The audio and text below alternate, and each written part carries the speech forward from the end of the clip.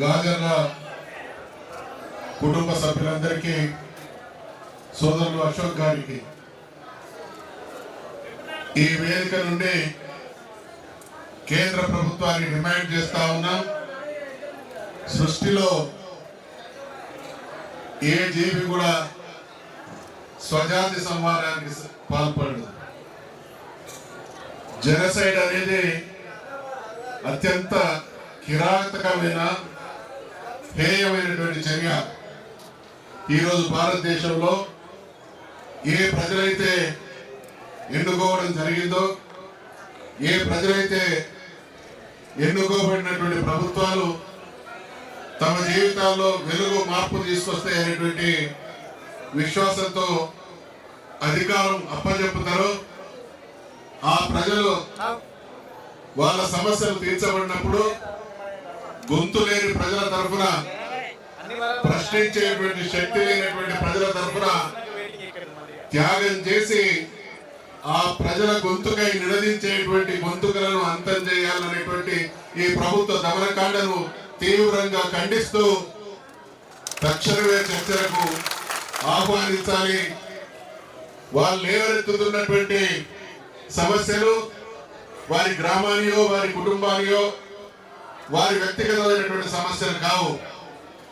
75 సంవత్సరాల స్వాతంత్రానంతరం అధికారం కట్టబెడుతున్నటువంటి పాలక వర్గాలు పరిష్కరించాల్సినటువంటి సమస్యలు, నిర్మూలించాల్సినటువంటి సమస్యల్ని నిర్మూలించగా సమస్యలు కొనసాగుతున్నటువంటి వైనాన్ని ప్రశ్నించేటువంటి వాళ్ళను నిర్మించే ధ్యేయమైతే ఇది ప్రజాస్వామ్యం అనిపించుకోదనేటువంటి విషయాన్ని ఈ సందర్భంగా పాలక వర్గాలకు గుర్తు చేస్తా ఉన్నాం. మనకు తెలిసి ఇక్కడ ప్రత్యేకించి ఈ చిట్యాల పరకాల ప్రాంతంలో ఉండేటువంటి ప్రజానీకానికి అందరికి కూడా తెలుసు, ఒకవేళ గాజర్ల కుటుంబమే లేకుండా ఉంటే ఇప్పటికి కూడా మనం ఈ రోజు అనుభవిస్తున్నటువంటి స్వేచ్ఛాపూరిత వాతావరణంలో ఉండేవాళ్ళం కాదు. లక్షలాది మంది ప్రజల కోసం వాళ్ళు చేసినటువంటి పోరాటం, వాళ్ళ ఆరాటంలోని ఆంతర్యాన్ని గ్రహించాల్సినటువంటి పాలక వ్యవస్థ దానికి భిన్నంగా వ్యవహరిస్తూ ఒక ఆజాదును, ఒక గణేష్ను ఇంకొకరిని నిర్మూలించడం ద్వారా మరి సమస్యల మూలాల నుండి తప్పించుకుంటాం అనేటువంటి వాళ్ళ ఆలోచన ధోరణిని ఖండిస్తూ భౌతికంగా ఈ రోజు గణేష్ మన మధ్య లేకుండా ఇన్ని వేల గుండెలలో గుడి కట్టుకోబడి ఆరాధించబడి పూజించబడుతున్నాడనేటువంటి విషయాన్ని కనుక పాలక వర్గాలు గ్రహిస్తే మరి ఎటువంటి విస్ఫోటనం, ఒక్క గణేష్ మరణానికే ఇన్ని వేల గొంతుకలు, ఇన్ని వేల మెదళ్ళు తీవ్రంగా ఖండిస్తున్నాయి అని అంటే ప్రభుత్వ చర్యల మీద ప్రజా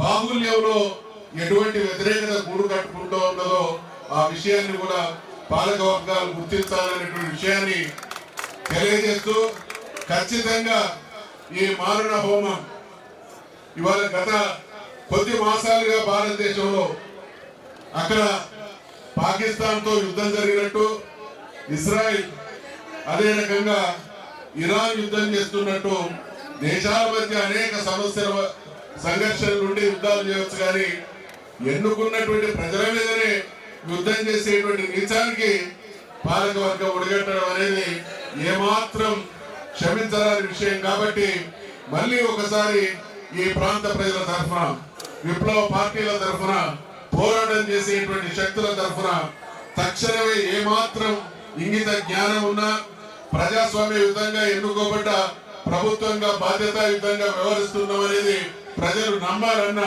తక్షణమే చర్చలకు ఆహ్వానించి వాళ్ళని లేవనెత్తుతున్నటువంటి సమస్యల్ని పరిష్కరించడమే పాలక వర్గం ముందున్నటువంటి ఏకైక పరిష్కార మార్గం అనేటువంటి విషయాన్ని తెలియజేస్తూ, దానికి భిన్నంగా ప్రభుత్వం ఇదే వైఖరిని కొనసాగిస్తే ప్రజాగ్రహానికి గురికాక తప్పదు అనేటువంటి హెచ్చరికని ఈ వేదిక నుండి తెలియజేస్తూ సెలవు తీసుకుంటా ఉన్నాం.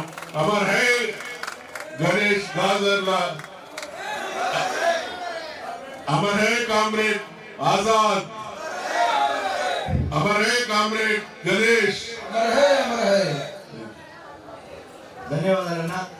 అన్న గణేష్ అన్న ఎన్కౌంటర్ అనే వార్త తెలిసిన నిమిషం కూడా గడవక ముందు నుంచి మొదలుపెట్టి ఇవాళ ఇక్కడ సభ నిర్వహించుకుంటున్న సమయం దాకా అనేక సార్లు రాత్రి పగలు కూడా కంటిన్యూగా ఫోన్ చేస్తూ ఏం జరుగుతున్నా తమ్మి, ఏ పరిస్థితులు ఉన్నాయి, మనోడేనా కాదా, అయ్యో పులి చనిపోయిందా కానీ చాలా ఆవేదన వ్యక్తం చేసి తన ఆత్మీయతను బాధను వాడుకున్న అన్నకు ప్రత్యేక ధన్యవాదాలు తెలియజేస్తున్నాను. నమస్కారం.